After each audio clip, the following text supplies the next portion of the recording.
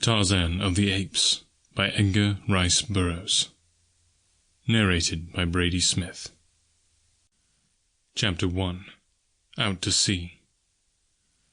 I had this story from one who had no business to tell it to me, or to any other. I may credit the seductive influence of an old vintage upon the narrator for the beginning of it, and my own sceptical incredulity during the days that followed for the balance of the strange tale. When my convivial host discovered that he had told me so much, and that I was prone to doubtfulness, his foolish pride assumed the task the old vintage had commenced, and so he unearthed written evidence in the form of a musty manuscript and dry official records of the British Colonial Office to support many of the salient features of his remarkable narrative. I do not say the story is true, for I did not witness the happenings which it portrays, but the fact that in the telling of it to you I have taken fictitious names for the principal characters quite sufficiently evidences the sincerity of my own belief that it may be true. The yellow, mildewed pages of the diary of a man long dead, and the records of the Colonial Office dovetail perfectly with the narrative of my convivial host, and so I give you the story as I painstakingly pieced it out from these several various agencies.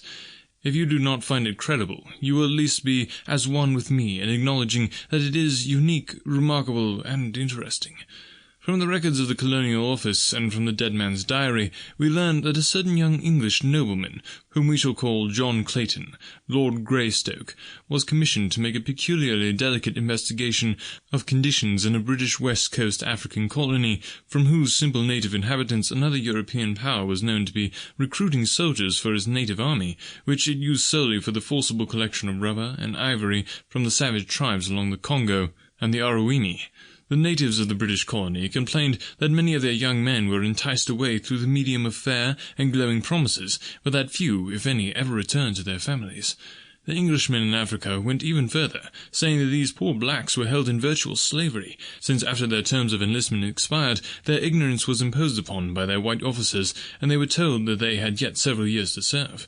And so the Colonial Office appointed John Clayton to a new post in British West Africa, but his confidential instructions centered on a thorough investigation of the unfair treatment of black British subjects by the officers of a friendly European power. Why he was sent is, however, of little moment to this story, for he never made an investigation, nor in fact did he ever reach his destination. Clayton was the type of Englishman who one likes best to associate with the noblest monuments of historic achievements upon 1,000 victorious battlefields, a strong, virile man, mentally, morally, and physically.